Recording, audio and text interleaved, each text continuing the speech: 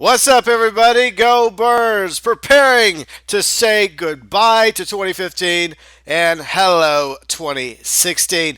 And as we did last year on December 31st, we are going to rank the DLCs of 2015. Well, actually, last year we ranked over the DLCs in Grand Theft Auto Online for 2014, but this year we're doing 2015. So this is how we're going to do it. We're going to have six total. Now, some of these updates are actually mixed in together. Like, for example, Lowriders also included Halloween Surprise, Executives and Other Criminals also included Festive Surprise 2015. In other words, we are going to lump Lowriders, Halloween Surprise into one DLC, and then, of course, Executives, Other Criminals, and Festive Surprise 2015 into one DLC, since they came together, not separately. So overall, there were six updates total, and I'm not going to include the two various adversary modes like running back and every bullet counts.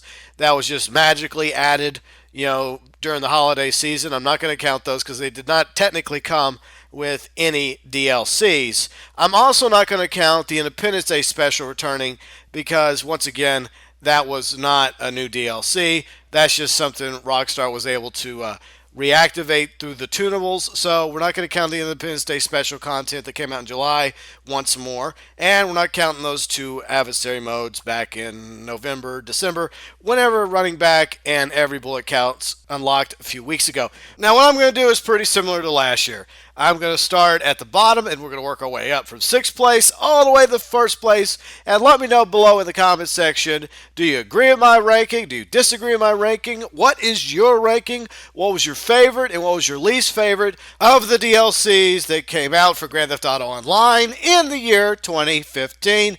Bear in mind, I am not being critical of any of these updates. I don't think any of them suck because each update added new content to Grand Theft Auto Online. However, that doesn't mean we can't rank them based on which ones we thought were the best. Now, let's get started, shall we? At number 6, the Free Modes update, which included the Rockstar Editor. This came out on September 15th to PC, PlayStation 4, and Xbox One. Now, Rockstar Editor was already included with the PC version of Grand Theft Auto 5 and Grand Theft Auto Online when that came out back in April of 2015. So, the Rockstar Editor was a new feature for current-gen consoles. You had the ability to record, edit, and upload videos to YouTube. You have Director Mode. You had the Content Creator improved, the ability to stack and overlap props for races, death matches, captures, LTSs. Plus the fact that the free mode was completely revamped for current-gen with 9 free mode events, as well as 19 free mode challenges, as well as 2 new adversary modes, hunting pack, as well as cross the line. And the other thing that I really liked about this update is that Rockstar finally fixed the Stallion roof issue. Now, why did I put the free mode events update at dead last for 2015? I'm glad you asked. If you didn't ask, well, I'm going to tell you anyways. Alright, so here's the deal. Yes, it was a game changer for free modes when it comes to PlayStation, PS4, and Xbox One. However, some people were not happy with the changes that were made to free mode because a lot of other things that were in free mode, like the armored truck, crate jobs, taking out smuggler planes, distract the cops, I think those were unfortunately removed from current gen free mode as a result of the free mode events being added to PlayStation 4, Xbox One, and PC. Now, some of the new free mode events are fun, others not so much. Now, the other issue I had with free mode events is the fact that not everybody is into the Rockstar Editor, like myself and other YouTubers out there that enjoy making video content. It's not for everybody. That's something that appeals to, say, the minority of the Grand Theft Auto Online gaming community because there was no new vehicles, there's no new clothing, weapons, masks, etc. There was just the free mode events and, of course, the Rockstar Editor, which are good updates for Grand Theft Auto Online on current gen. And like I said, I personally enjoy using the Rockstar editor and making short videos for my little Rockstar Social Club YouTube channel that I have as my backup in case this one should ever fall. But at the same time, I recognize the Rockstar editor and the free mode events are not for everyone. Moving on to number 5 on our list of best DLCs of 2015, Illgotten Gains Part 1, which came out June 10th to all platforms, Xbox One, PlayStation 4, PC, PlayStation 3, and of course the Xbox 360. It featured 6 new vehicles, the Osiris, Sterling GT, Windsor, Virgo, of course the Combat PDW, new weapon. Let's see, there's some new weapon skins, new clothing items. So yes, Illgotten Gains Part 1 added a lot of content. However, that's one of the negatives regarding Illgotten Gains Part 1 and the big reason why it's in 5th place. Namely, because of 2 vehicles, the Deluxe Swift and the Deluxe Luxor Jet. The Swift, $5 million. The Luxor, $10 million. Both of those Pegasus vehicles, in my opinion, were overpriced, and the reason why I have Illgotten Gains Part 1 in 5th place. Coming in at 4th place is the sequel, Illgotten Gains Part 2, came out July 8th with also 6 new vehicles, namely the T-20, one of my favorite rides in the game, the Blackfin, the Brawler. You had 2 new weapons, the Marksman Pistol, the Knuckle Dusters, new clothing, 3 new car horns, 15 new tattoos, and a new radio station, the Lab, was added to all the other platforms. It originally came with the PC version of Grand Theft Auto 5 and Grand Theft Auto Online back in April 2015. Moving up to number 3 of my list of best DLCs for 2015, the Lowriders Halloween Surprise Update, which came out in October 20th. Well, the Lowriders update did. Then a week later, Rockstar activated the Halloween Surprise content that came with it, which is why I've combined that into one update. Now, with the Lowriders update, we got the Benny's Garage, which includes 6 fully customizable lowriders, as well as some additional vehicles. You had the lowrider versions of the Moonbeam and the Faction added, along with the other 4 lowriders. But we also got the standard Moonbeam and, of course, the standard Faction from Grand Theft Auto 4.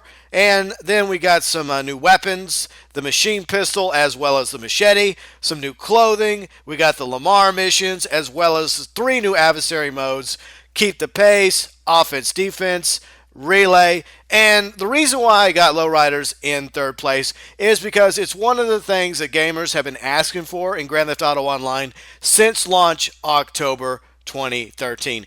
They've been wanting Lowriders in the game for roughly 2 years now because of the fond memories we had with CJ and his lowriders back in Grand Theft Auto San Andreas. Now, the other reason why this update is in the number 3 spot is because of the additional content that came with the Halloween Surprise, a DLC I've been wanting for quite some time now. We got some awesome Halloween masks. We got another great adversary mode, Slasher, perhaps one of the best slasher modes to date. 2 limited edition Halloween themed cars, the Frankenstein and the Lurcher, and of course a new weapon, the flashlight. Once again, Lowriders Halloween Surprise Update coming in at 3rd place. Don't forget to let me know below in the comment section, how do you feel about my list, the way I ranked the DLCs? Do you agree with me? Do you disagree with me? What's your ranking from 6th to 1st? Which was your favorite? And which of the DLCs was your least favorite? By the way, another plus towards the Lowriders Halloween Surprise Update was the fact that we did get a 4th property, which upped our max vehicle capacity from 30 to 40 rides. So that's definitely another reason why Lowriders Halloween Surprise is in 3rd place. And now we've come to the top 2 best DLCs of 2015 for Grand Theft Auto Online. And this was not an easy decision between these 2 because they both brought a lot of new content to Grand Theft Auto Online. Each of these updates were major game changers to Grand Theft Auto Online, and they both happened this year in 2015.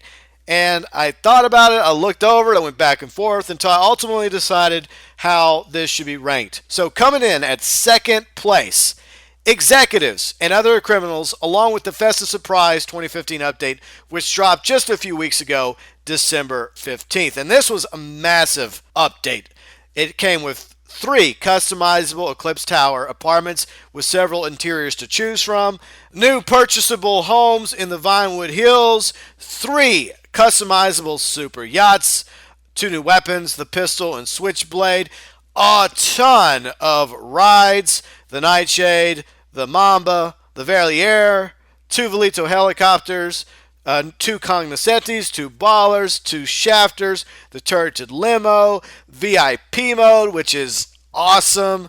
We got some loungewear, some smoking jackets, some robes, some pajamas, new adversary modes like Extraction, the ability to now own 5, that's right, 5 properties, upping the capacity of vehicles we can own from 40 to 50. And of course, the time-limited seasonal content that came with it in Festive Surprise 2015, like the Christmas-themed clothing, the masks, the brand new muscle car, the Tampa from Grand Theft Auto 4, and a Beast vs. Slasher adversary mode. Executives and Other Criminals might be the newest update, but it quickly found its way to almost the top of my list for 2015. But I felt like that there was one DLC more worthy of the crown than Executives and Other Criminals, even if it also came with the Festive Surprise 2015 content. And that goes to Heist. That's right, the long-awaited Heist update, which we finally got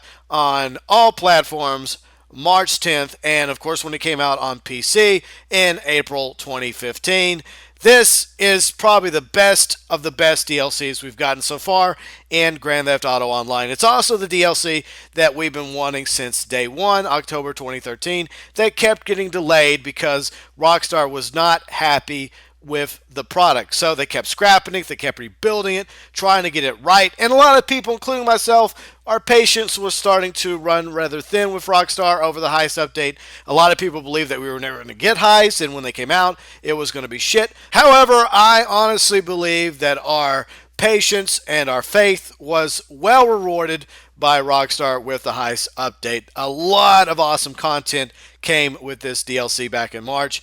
We got new purchasable and unlockable vehicles like the Armored Kuruma, both Insurgents, the Savage Attack Helicopter, the Hydra, Valkyrie, see the Gang Burrito, the Karen Technical, the Electro Motorcycle, the Casco, and so many other rides as well. We got the flare gun, we got night vision goggles, the rebreathers, we got a brand new outfit section we could, customize up to 10 outfits in instead of, constantly going back to the wardrobe and manually changing our outfits. Now you could have up to 10 unique outfits for your characters. Speaking of outfits, the Heist update also came with a ton of new clothing, a whole bunch of awesome masks, as well as gloves. Good luck trying to find fingerprints now, LSPD.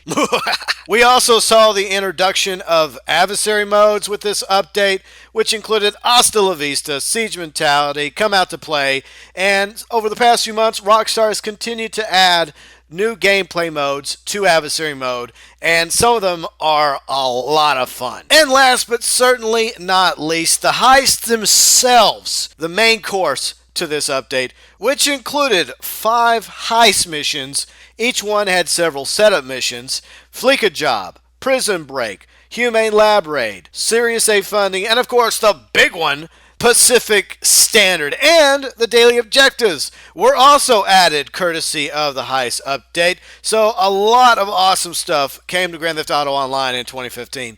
Whether it was from the Heist update, Executives and Other Criminals, Lowriders, Illgotten Gains Part 1 and 2, as well as Free Mode Events update, which included the Rockstar Editor. This was a fantastic year for Grand Theft Auto Online, for all those playing on current gen, while at the same time bittersweet for all the other gamers still on last gen. But as the old saying goes, nothing in the gaming industry lasts forever, except for apparently Grand Theft Auto Online, because it looks like Rockstar is ramping up 2016 to be even bigger than 2015 or 2014. It's really strange because there was a part in the fall of 2015 before Lowriders and Executives and Other Criminals came out where I kind of felt like that Grand Theft Auto Online was dying, because you've had so many new games coming out every week, every quarter, every year since launch in October 2013, and now it feels like while other games come and go, Grand Theft Auto Online is staying the course, and you still have millions of gamers around the world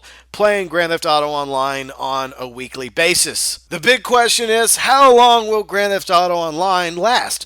Well, that's entirely up to Rockstar. If they continue to add new content and game change Grand Theft Auto Online and perhaps even expansions with new locations, maps, and cities, Grand Theft Auto Online could go on for years to come. And I, for one, don't have a problem with that.